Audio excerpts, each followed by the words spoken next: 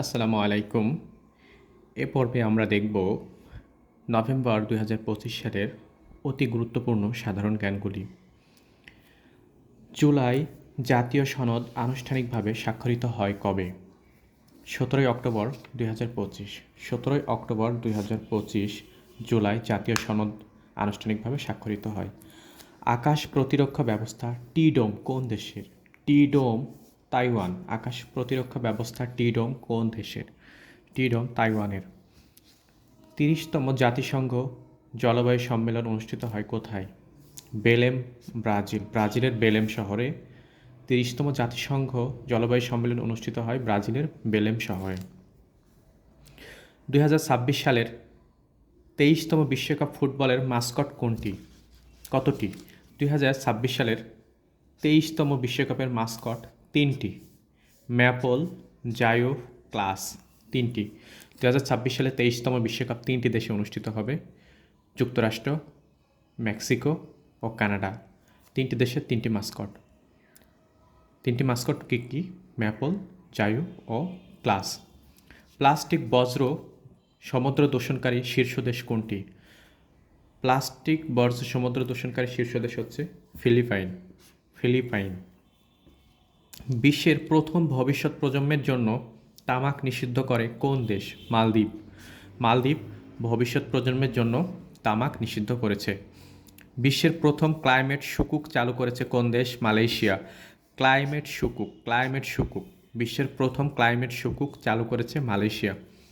সমুদ্রের তলদেশে বিশ্বের প্রথম ডেটা সেন্টার চালু করেছে চীন সমুদ্রের তলদেশে বিশ্বের প্রথম ডেটা সেন্টার চালু করেছে। ওপেন এআই কর্তৃক তৈরিকৃত কৃত্রিম বুদ্ধিমত্তা চালিত ওয়েব ব্রাউজারের নাম কি?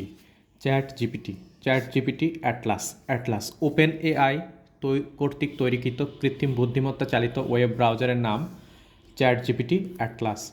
জেনজি 212 আন্দোলন কোন দেশের সাথে জড়িত? মরক্কোর সাথে জড়িত জেনজি 212 আন্দোলন। ২০২৫ সালে সাহিত্যে নোবেল পুরস্কার পেয়েছেন কে? ২০২৫ সালে সাহিত্যে নোবেল পুরস্কার পেয়েছেন লাজলো ক্রাজনাহর কাই, হাঙ্গেরিয়ান লেখক। দেশের প্রথম ফরেস্ট মিউজিয়াম কোথায় প্রতিষ্ঠিত হবে? বাংলাদেশের প্রথম ফরেস্ট মিউজিয়াম হবে লালমাই পাহাড়, কুমিল্লাতে। শহীদ নূর হোসেন দিবস কবে? শহীদ নূর হোসেন দিবস 10ই নভেম্বর কি? শহীদ নূর হোসেন দিবস।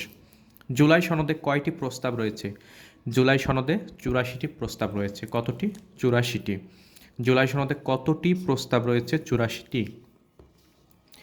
G20 সম্মেলন 2025-এর আয়োজক দেশ কোনটি? দক্ষিণ আফ্রিকায় G20 2025 হবে। G20 সম্মেলন 2025-এর আয়োজক দেশ দক্ষিণ আফ্রিকা। বাংলাদেশের প্রথম ক্রিকেটার হিসেবে শততম টেস্ট ম্যাচ খেলেছেন কোন ক্রিকেটার? শততম টেস্ট ম্যাচ খেলেছেন মুশফিকুর রহিম। বাংলাদেশের প্রথম।